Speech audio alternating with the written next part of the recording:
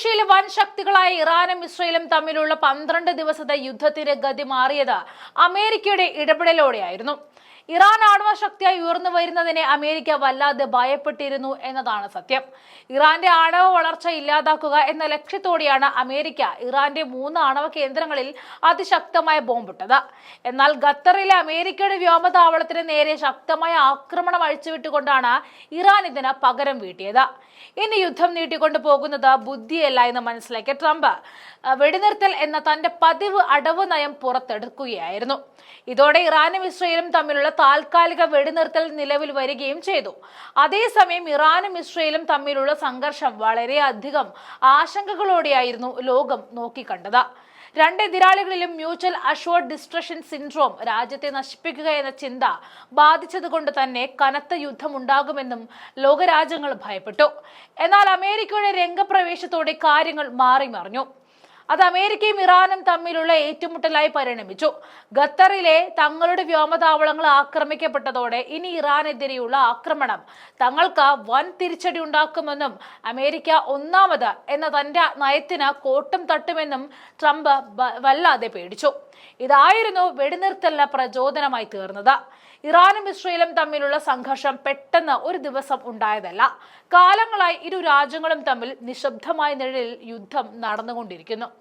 ഇത് ആശങ്കാജനകമായ ഒരു പ്രാദേശിക പ്രതിസന്ധിക്ക് തിരികൊളുത്തി.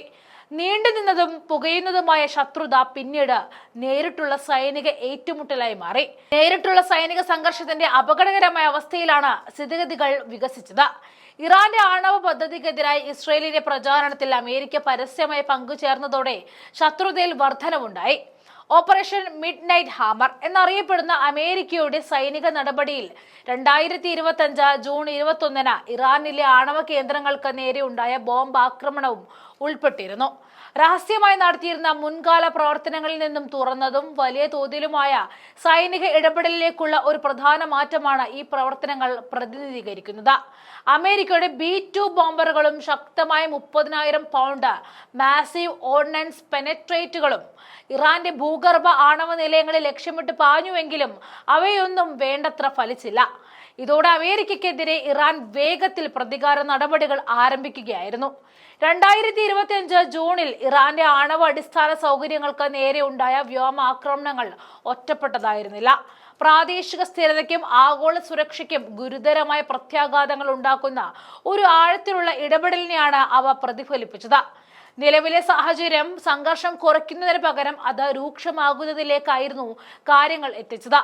ഇസ്രയേലും ഇറാനും തമ്മിൽ വെടിനിർത്തൽ കരാർ നിലവിൽ വന്നിട്ടും ഇരു രാജ്യങ്ങളും പരസ്പര ആക്രമണങ്ങൾ നടത്തുന്നതായിട്ടാണ് അന്താരാഷ്ട്ര മാധ്യമങ്ങൾ ഇപ്പോൾ റിപ്പോർട്ട് ചെയ്യുന്നത്. എന്നാൽ ഇരു രാജ്യങ്ങളും തമ്മിലുള്ള വെടിനിർത്തൽ സമാധാനപരമായി മുന്നോട്ട് പോകാനിടയില്ല എന്നാണ് ഈ ആക്രമണങ്ങളും സൂചിപ്പിക്കുന്നത്. സമാധാന ശ്രമങ്ങളോടുള്ള നിരന്തരമായ അവഗണന, ആഴത്തിലുള്ള അവിശ്വാസം, പരസ്പര വിരുദ്ധമായ തന്ത്രപ്രധാനമായ ലക്ഷ്യങ്ങൾ, തുടർച്ചയായ സംഘർഷത്തിന് പരിഹാരം കാണുന്ന അനുരഞ്ജനത്തിന്റെ അഭാവം എന്നിവ വെടിനിർത്തലിനെ ലംഘിക്കുന്നതിനുള്ള പ്രധാന ഘടകങ്ങളാണ്. അമേരിക്കയുടെ ഇടപെടലോടെ ഒരു പ്രാദേശിക തലത്തിലുള്ള പ്രശ്നമായി ആരംഭിച്ച ഇതിനെ ഒരു അന്താരാഷ്ട്ര പ്രതിസന്ധിയാക്കി മാറ്റി. ഇറാന്റെ ആക്രമണാത്മക നടപടികളെ തടയുവാനും അതേസമയം ഒരു പൂർണ്ണമായ യുദ്ധം ഒഴിവാക്കാനും ശ്രമിക്കുന്ന അമേരിക്ക സൂക്ഷ്മമായ ഒരു സന്തുലിതാവസ്ഥയാണ് തുടർന്നു പോകുന്നത്. ഓരോ സൈനിക നടപടിയും സ്വീകരിക്കുമ്പോൾ ഈ സന്തുലിതാവസ്ഥ കൂടുതൽ അപകടത്തിലേക്ക് എത്തും. ഇറാന്റെ ആണവ പദ്ധതി സമാധാന ലക്ഷ്യങ്ങൾക്ക് മാത്രമുള്ളതാണ്. ഇറാന്റെ ആണവ അഭിലാഷങ്ങളെ ഗണ്യമായി തടസ്സപ്പെടുത്തുക എന്ന ലക്ഷ്യത്തോടെയാണ് ഈ ആസൂത്രിത ആക്രമണങ്ങളും നടത്തിയത്.